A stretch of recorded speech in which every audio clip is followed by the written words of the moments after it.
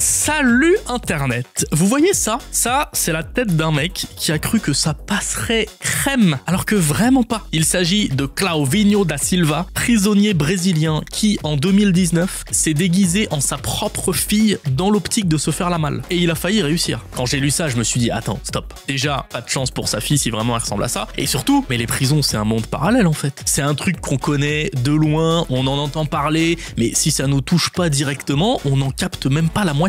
Alors, j'ai fouillé un peu et j'ai trouvé beaucoup. Vous n'êtes pas prêts? C'est parti. Aussi fort que Clauvinho, ce chat. Il a été capturé au Panama à proximité de 7 prisons. Nueva Esperanza, la nouvelle espérance, tout en ayant des substances illicites scotchées sur le bide. Sa mission, livrer un prisonnier dans cet endroit sordide. Non mais regardez-moi ces images là, qui ont 12 ans certes, mais qui sont terrifiantes. En tout cas, on soupçonne une grosse organisation derrière cette infiltration féline. Peut-être l'œuvre d'un cartel de narcogato, qui sait. C'est pas parce qu'on parle de lieu de détention qu'on ne va pas voyager. Direction maintenant la Norvège, et plus précisément cette île qui est une prison. Les détenus y cultivent la terre, s'occupent des animaux et vivent dans des cabanes en bois. Si tu ne sais pas que c'est une prison, tu as l'impression que c'est des gens qui font une petite retraite spirituelle dans la nature. Mais ouais, on est bien à Bastø, et ici, le mot d'ordre, c'est réinsertion, pas punition. Deuxième objectif, devenir la première prison écologique au monde. Et spoiler, c'est pas la seule du genre qu'on va croiser dans ce 77. Quand j'ai cherché à savoir quelle était la prison la plus vieille au monde, j'en ai trouvé plein. Entre celles qui fonctionnent encore, comme celle de Wakefield en Angleterre, ou celle de Cell en Allemagne. Je me retiens de faire encore plus de jeux de mots avec les cellules par exemple. Bon, on a aussi celles qui l'ont été mais qui ne le sont plus, comme le château d'If ou la tour de Londres, ou encore celles qui ont eu une double fonction, comme la conciergerie à Paris, à la fois prison et palais de justice. Ça fait pas mal de prétendants au titre.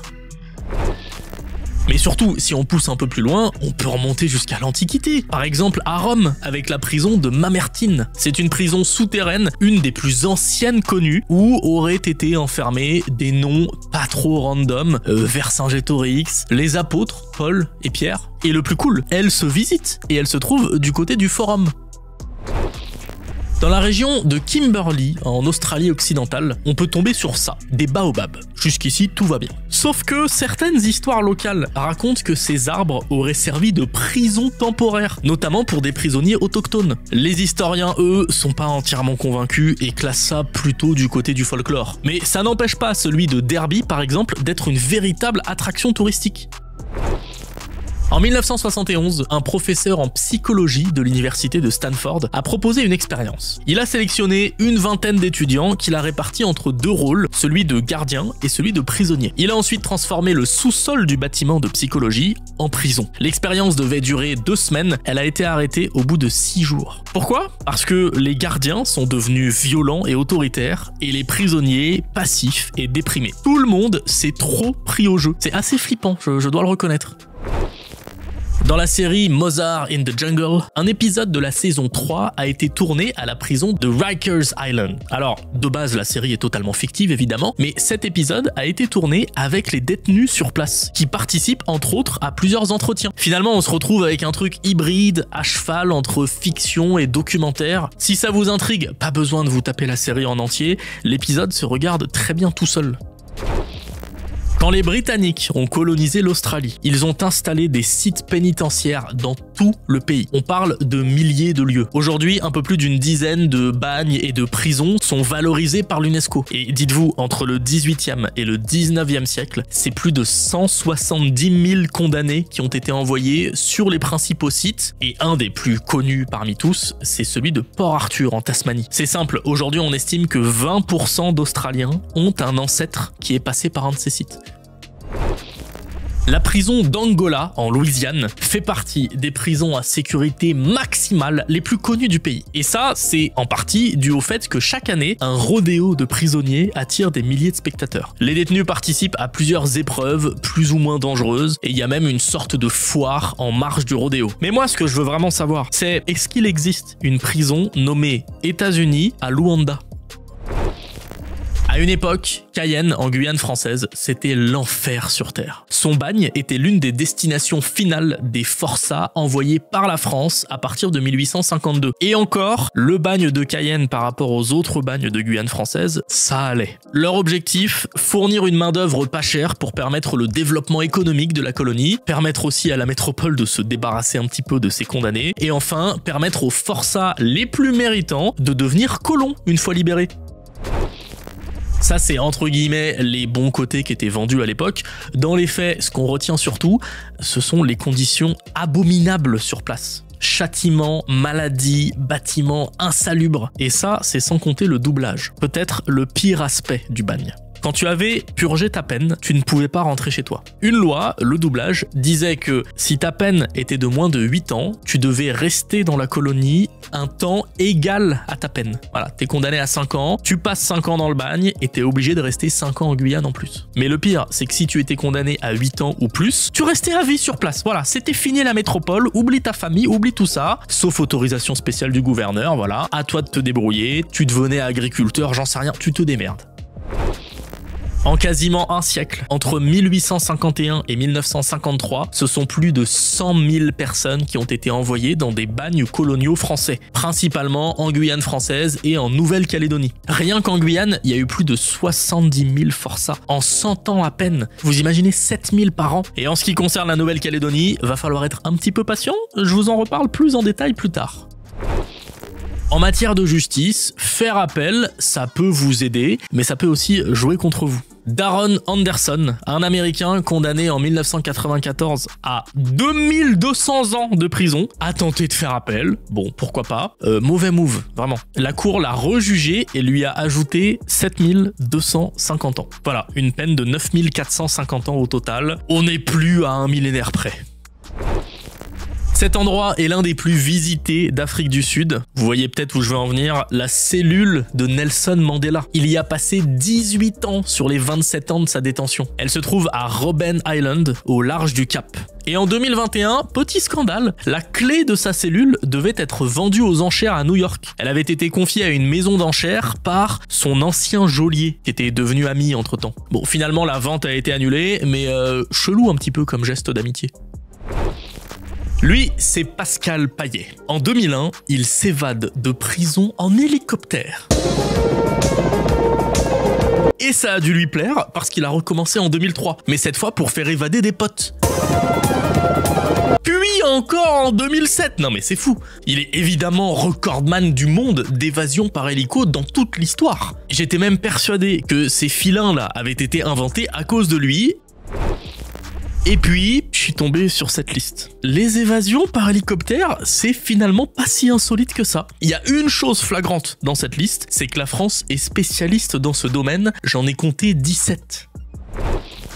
Imaginez une prison en cercle, avec une tour au centre. Vous ne savez pas si vous êtes observé, donc, dans le doute, vous vous tenez à carreau. Ce concept s'appelle le panoptique. C'est une idée du philosophe Jeremy Bentham. Un seul gardien au milieu peut voir tout le monde à tout moment. Mais grâce à des vitres teintées ou un jeu d'ombre, les détenus ne savent jamais s'il est là ou pas. Résultat, normalement, ils s'autodisciplinent. Et le concept dépasse les prisons. Certains parlent même des open space ou des réseaux sociaux comme panoptique moderne. Dans une ancienne vidéo, je vous avais parlé de l'île de Sercq. On y retourne aujourd'hui pour parler de sa prison. 800 habitants sur cette mini-île et peut-être la plus petite prison du monde encore en fonctionnement. Construite en 1856, elle n'a que 2 cellules dans lesquelles vous ne pouvez rester que 3 jours max avant d'être transféré sur l'île de Guernesey. J'ai fouillé un peu pour savoir à quel point elles étaient utilisées et il semblerait que ce soit principalement pour faire décuver des touristes qui abusent un petit peu sur le cidre local. Le chanteur Johnny Cash a donné un concert mythique dans la prison d'État de Folsom en 1968. Il y a même enregistré un album live qui a été un énorme succès. Donc l'année d'après, il a remis ça à la prison d'État de San Quentin. Et il en a inspiré quelques-uns, car le groupe Metallica a fait la même chose dans la même prison, à San Quentin, en 2003. En plus du concert live, le groupe y a tourné le clip Saint Anger.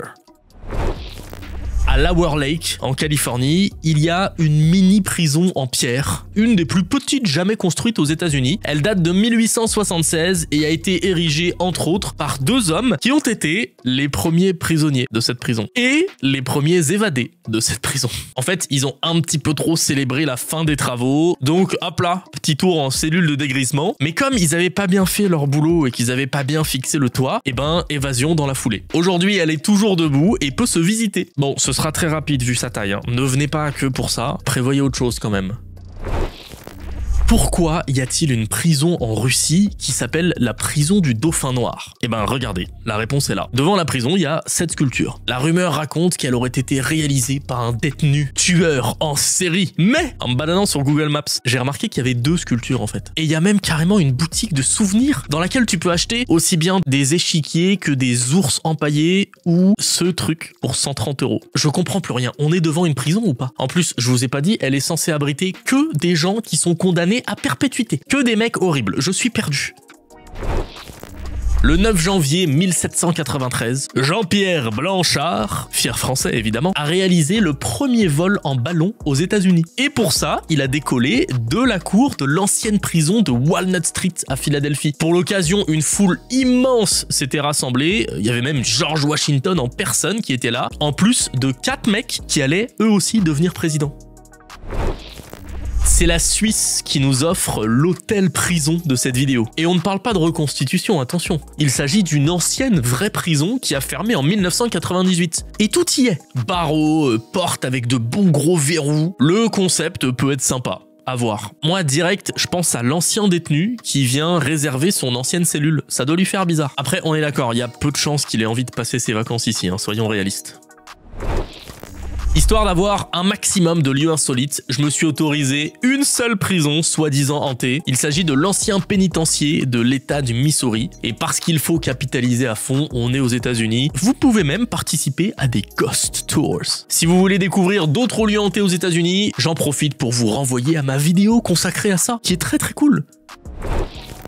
Vous êtes à Londres, en vacances, vous vous tapez une petite bière à la taverne The Viaduct, sans vous douter qu'au sous-sol, sous vos pieds, se cachent potentiellement des cellules centenaires. Ce pub est situé juste en face de l'ancien site d'une redoutable prison. Regardez, ils l'ont détruit pour en faire un tribunal. Et la légende raconte que dans la cave du pub se trouvent d'anciennes cellules appartenant à cette prison.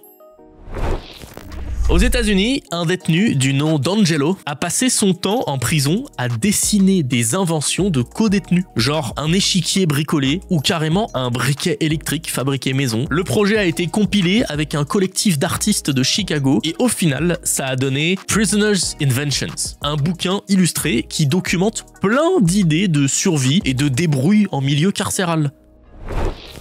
Lorsque le pénitencier d'Eastern States a ouvert ses portes en 1829, c'était le plus gros bâtiment du pays. Son modèle d'architecture a beaucoup inspiré d'autres prisons, dont celle d'Alcatraz. Et cette cellule que vous voyez, qui a été restaurée comme à l'époque, c'est celle d'Al Capone, qui a passé quelques mois ici en 1929. On reconnaît tout de suite son goût pour le luxe.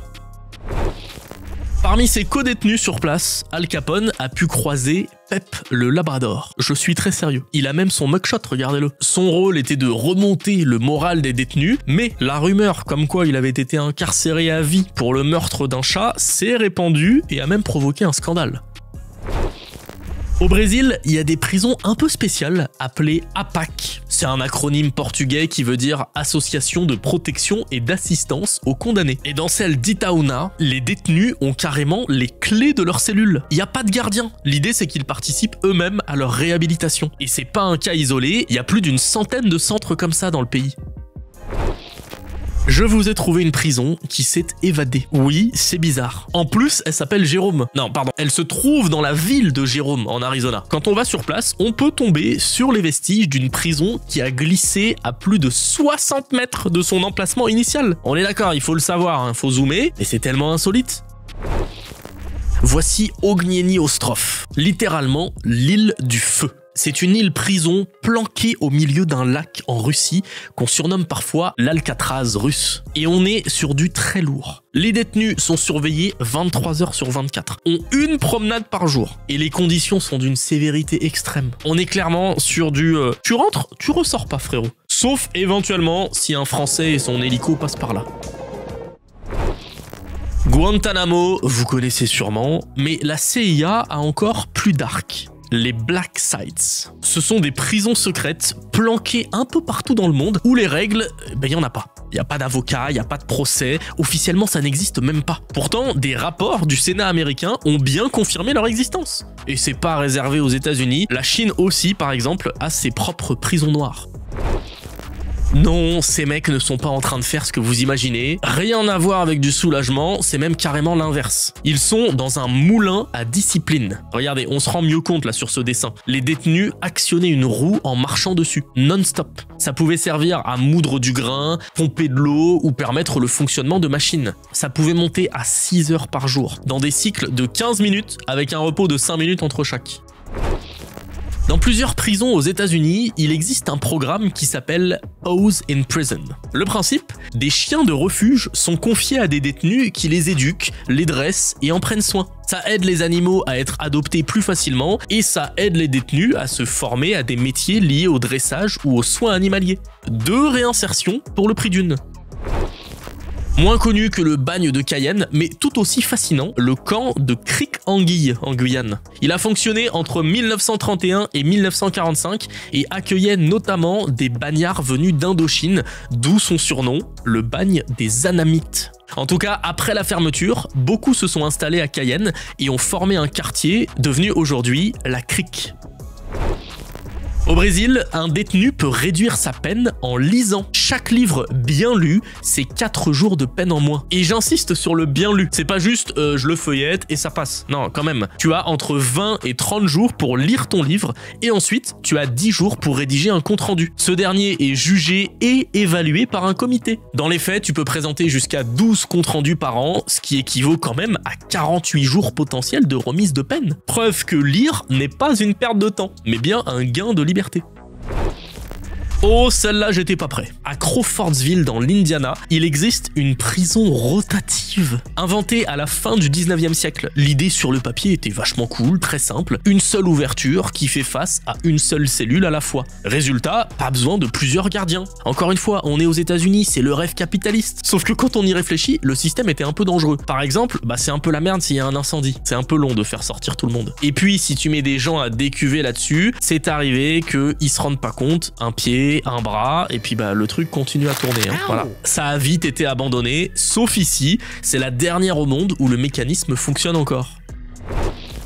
J'ai parlé de la Guyane, j'ai mentionné la Nouvelle-Calédonie, mais il y a un autre bagne que la France a tenu, un petit peu oublié de tous, celui de Pulo Condor, au Vietnam. Il se situait sur l'île du même nom, aujourd'hui appelée Con Son, voyelle, elle-même en mer de Chine méridionale, tout au sud du pays. Et si je vous en parle, c'est surtout pour vous montrer ceci. Ce que vous regardez, c'est ce qu'on appelle des cages à tigres. Elles étaient faites d'une manière à ce que tu puisses uniquement rester accroupi ou allongé. Certains perdaient même l'usage de leurs membres. Un supplice lent et extrêmement cruel. On estime qu'en général, ce bagne a fait plus de 20 000 victimes sur les 40 000 déportés. Charles Foussard est un franco-australien qui a été reconnu coupable de meurtre en 1903. Il a passé la plupart de son incarcération à Ararat, en Australie. Et il est décédé vers l'âge de 91 ans en 1974, toujours emprisonné. Si vous faites le calcul, il a passé 71 ans en cellule. Un record mondial de longévité carcérale. On est d'accord, ce bout de route là, il sert strictement à rien. Enfin, aujourd'hui du moins. Parce qu'avant qu'il y ait la route moderne, c'était très utile. Et en plus, ça cache un vestige surprenant, un pont construit par des bagnards locaux. Je vous ai pas dit, on est en Tasmanie, île australienne. Vous vous rappelez typiquement de Port Arthur en début de vidéo. Voilà, on est à environ 130 km de là. Et donc, pour revenir à mon pont, tous ces petits pics là que vous voyez, on suppose qu'ils ont été mis pour protéger le bétail et éviter qu'il chute par-dessus bord. Vous vous promenez dans les rues de Wilson, au Kansas, et bam, vous venez de passer devant une prison sans vous en rendre compte. Vous rebroussez un peu votre chemin, vous cherchez et oui, ce truc là, juste là, ce château d'eau a abrité une petite prison entre les années 50 et 60. Les bagnes français, c'est pas quelque chose qui a été propre aux colonies. Avant la Guyane ou le Vietnam, il y a eu Brest par exemple. Au milieu du XVIIIe siècle, un bagne a été créé pour utiliser les détenus comme main-d'œuvre dans l'arsenal militaire de Brest. Le bâtiment a été démoli en 47, trop endommagé par les bombardements de 44 qui ont ravagé la ville. Et en France métropolitaine, on peut aussi citer les bagnes de Toulon, Rochefort ou Nice, dont je vous reparlerai un peu plus tard. Ceci n'est pas un campus universitaire, et pourtant on pourrait s'y méprendre honnêtement. Bienvenue à Las Colinas, en Californie, une prison pour femmes. Ici, pas de barreaux, pas de portes en métal, juste des jardins, des dortoirs ouverts, des salles communes, tout ça pour offrir un cadre plus humain, pour maximiser les chances de réinsertion. C'est un peu la Baste des États-Unis. Voici Gorgone, une île minuscule au large de la Toscane. Une partie de son territoire accueille un centre de détention, mais rien à voir avec Alcatraz par exemple. Là-bas, les détenus travaillent dans les vignes en collaboration avec la famille Frescobaldi, productrice de vin italien depuis des générations. Les prisonniers peuvent ainsi apprendre de nouveaux métiers. Au 19e siècle, faute de prison, la ville de Wickenburg enchaînait ses prisonniers à cet arbre, jusqu'à ce que quelqu'un de la ville de Phoenix vienne les chercher. Ce qui nous donnerait un arbre prison. Bon, en réalité, on est un peu sur le même bail que les baobabs australiens. On pense que ça tient plus de la légende que de faits réels. Certains disent même que cette légende est née de parents qui menaçaient leurs enfants de les enchaîner à l'arbre s'ils n'étaient pas sages. Pas très sympa ça.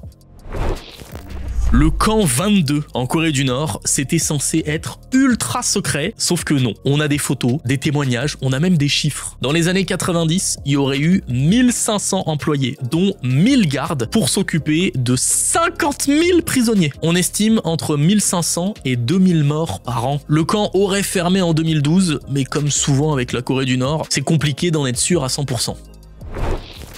Allez, on repart un peu en Guyane. Direction l'île du Diable, juste au nord de Kourou, au sein de l'archipel des îles du Salut. Encore une fois, j'en ai fait une vidéo, n'hésitez pas à aller la voir. Le plus célèbre détenu de l'île du Diable, Alfred Dreyfus. Il y a passé plus de 4 ans, seul, sous surveillance permanente. Et fun fact, l'archipel appartient aujourd'hui au CNES, car il est pile sur la trajectoire des lanceurs spatiaux. Ça leur permet d'évacuer bien plus facilement les lieux à chaque lancement.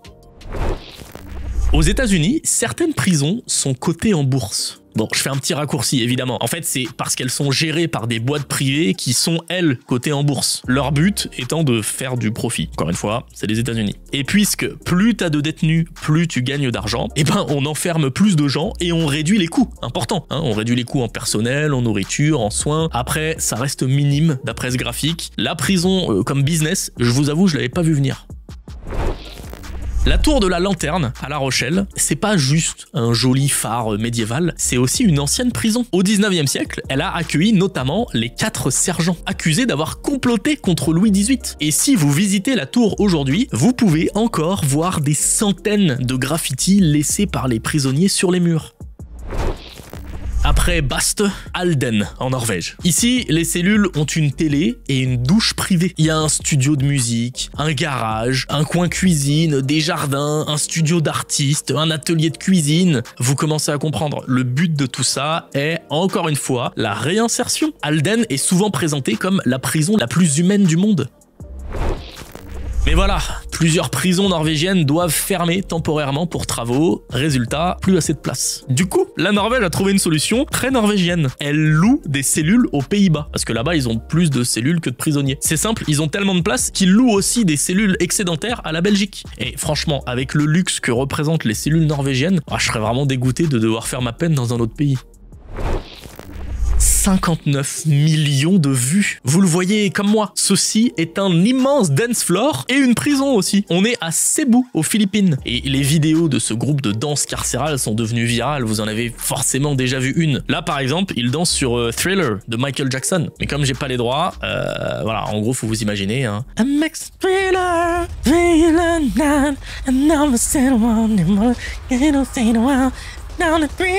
J'ai aussi vu qu'ils ont fait une choré spéciale pour le pape François lorsqu'il a visité le pays. Ça bouge un petit peu moins par contre. En 2023, le Salvador a inauguré un monstre, le CECOT.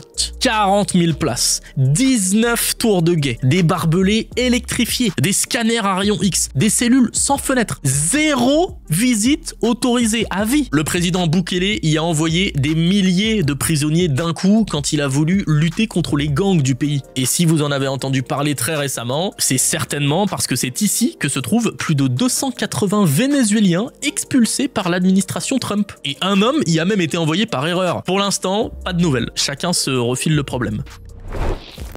On a eu la prison arbre, la prison tournante, la prison écolo. Voici maintenant la prison sous l'eau. Et pour ça, direction l'Estonie. Dans les années 40, l'URSS avait installé la prison au bord d'une carrière de calcaire. Après sa chute, en 91, les lieux ont été laissés à l'abandon et un lac s'est formé. Aujourd'hui, on peut donc plonger pour découvrir la partie immergée de l'ancienne prison. Et je suis trop fan de ce 360 là. On distingue même certaines structures.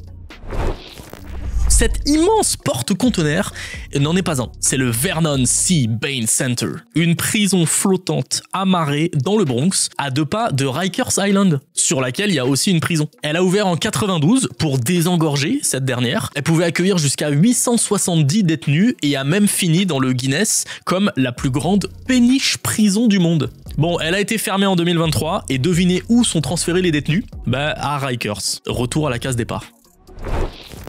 Il est fascinant ce navire. Il faisait la traversée 2 fois par an entre l'île de Ré et la Guyane et voilà en gros comment ça se passait. Il se plaçait un peu au large et attendait le transfert d'environ 700 prisonniers. Puis le voyage durait généralement une quinzaine de jours. À bord, c'est douche collective à la lance incendie et repas 3 fois par jour. 800 personnes à nourrir en comptant les membres d'équipage. Finalement, au bout de 15 jours, il arrivait enfin au débarcadère de Saint-Laurent-du-Maroni. Une partie des condamnés montait dans un train qui partait direct vers Saint-Jean-du-Maroni et une autre partie marchait une trentaine de mètres pour atteindre le camp de la transportation. Et pourquoi le bateau partait de l'île de Ré ? Parce qu'il récupérait les prisonniers qui avaient été rassemblés à la prison de Saint-Martin. Saint-Martin-de-Ré qui est jumelé avec Saint-Laurent-du-Maroni, ma ville natale. Regardez la preuve, c'est Margot et moi là devant le panneau, quand on n'était pas encore parents à l'époque. D'ailleurs, je crois que je vous ai jamais dit, je suis né dans l'ancien hôpital du Bagne les gars. Bienvenue à San Pedro, en Bolivie. Une ville normale. Épicerie, restaurant, dentiste, petite piscine de quartier, appartements à vendre. Sauf que ce sont pas vraiment des appartements à vendre, ce sont des cellules. San Pedro, c'est une prison qui se trouve en plein cœur de La Paz. Une ville, le truc, carrément, gérée par les détenus. Aucun gardien à l'intérieur, ils sont tous à l'extérieur. On a vu quelques programmes de réhabilitation très sympas, par la lecture ou grâce aux animaux. Eh bien, en Thaïlande, c'est une autre ambiance. Ici, on participe à des combats de Muay Thai. Un bon coup de pied dans le bide et hop, peine réduite. Je caricature évidemment. Il faut gagner ces combats et les prisonniers peuvent aussi rencontrer des combattants hors de la prison. Évidemment, le programme fait débat, mais certains y voient une vraie chance de réhabilitation. Actuellement, aux États-Unis, plus de 2000 détenus attendent leur exécution dans le couloir de la mort. Et il y a une tradition particulièrement observée là-bas, celle du dernier repas. Quand un prisonnier est condamné à la peine capitale, il a le droit de passer commande pour un ultime repas. De ce que j'ai lu, ça dépend de l'état où tu te trouves. Certains l'ont arrêté, comme au Texas, et ceux qui la pratiquent encore fixent des budgets à ne pas dépasser. En Oklahoma, par exemple, c'est 25 $ maximum. Je ne le savais pas, le Mont Saint-Michel a été une prison. Au XVe siècle, elle était même surnommée la Bastille des mers, c'est pas rien. Et puis plus tard, au début du XIXe siècle, l'abbaye a carrément été transformée en lieu de détention et des milliers de détenus sont passés par là. En 1989, en Thaïlande, cette femme a été condamnée à 141 078 ans de prison. En gros, elle avait monté une giga fraude et a ruiné des milliers de personnes. Bon, ce chiffre, c'est en théorie évidemment, parce qu'elle est sortie 4 ans plus tard. Après 2 réductions de peine, plus le fait que la loi thaïlandaise, de base, a une limite sur la durée réelle de détention. Je pense que j'ai trouvé la prison la plus absurde de l'histoire. Et elle était à Paris. La prison de Clichy n'accueillait qu'un seul type de détenus, des gens endettés. Et le plus absurde, c'est que leur incarcération était financée par leurs créanciers. Oui, c'est bien les gens à qui ils devaient de l'argent qui payaient leur séjour en cellule. Vous allez me dire, mais quel est l'intérêt? Eh ben faire pression, espérer un remboursement, ou forcer le détenu à bosser un petit peu en prison. Et puis en plus, les frais d'entretien s'ajoutaient à la dette de base, bien sûr. Bon, dans la pratique, comme beaucoup étaient insolvables, c'est souvent le créancier qui finissait puni. En face de Dakar, à moins de 3 km au large, il y a une toute petite île, Gorée. Entre le 15e et le 19e siècle, elle a servi de point de départ pour des milliers d'esclaves envoyés vers l'Amérique. C'était un lieu de transition et fatalement de détention. Je vous ai parlé du bagne de Brest tout à l'heure, mais j'ai aussi mentionné celui de Nice. Aujourd'hui, le bâtiment administratif de l'ancien bagne de la ville est toujours debout, et certains d'entre vous y sont peut-être allés, parce que c'est devenu une galerie d'art. Il a la particularité d'être le seul bagne conservé dans son état d'origine en France métropolitaine. Et je suis tombé sur ce document hyper intéressant qui date de 2022 et qui liste le total de la population carcérale par pays et territoire indépendant. Et en tout, on est sur 11 millions de personnes incarcérées dans le monde. Et je sais pas quoi faire de ce nombre. J'arrive pas trop à savoir si ça fait beaucoup ou pas. Sur plus de 8 milliards d'êtres humains, j'imagine que c'est ok, ça va, non? Après, on peut aussi se dire que c'est comme si la Tchéquie tout entière était en prison. Et là, forcément, on a l'impression que c'est beaucoup. Qu'est-ce que vous en pensez, vous? L'île d'Alcatraz, en plus de sa prison, abrite un phare. Alors, celui-ci n'est pas celui d'origine, le tout premier ressemblait à ça. Et je vous en parle car le fun fact à son sujet est qu'il s'agissait du tout premier phare érigé sur la côte ouest des États-Unis. Bon, les prisons qui flottent là, je vous ai parlé des péniches prisons, des bateaux prisons, mais je vous ai pas encore parlé des pontons. C'est simplement un mix des deux, un bateau amarré, transformé en lieu de détention. Par exemple, le HMS Discovery a fini sa vie en tant que ponton dans le quartier londonien de Deptford. Et ben, dans le même genre, le navire Cap Arcona a été utilisé comme prison flottante à la toute fin de la Seconde Guerre mondiale. À l'origine, il s'agissait d'un paquebot de luxe, mais en avril 1945, les Allemands y ont entassé des milliers de prisonniers, issus notamment du camp de Neuengamme. Alors je vous laisse imaginer, conditions inhumaines, promiscuité, famine, mais c'est pas le pire. Le 3 mai 1945, la Royal Air Force bombarde le navire, pensant viser des soldats allemands en fuite. Résultat, plus de 5000 morts rien que sur ce bateau, et plus de 8000 en tout si on ajoute les autres navires coulés. L'une des pires tragédies maritimes de la guerre, mais dont on parle très peu.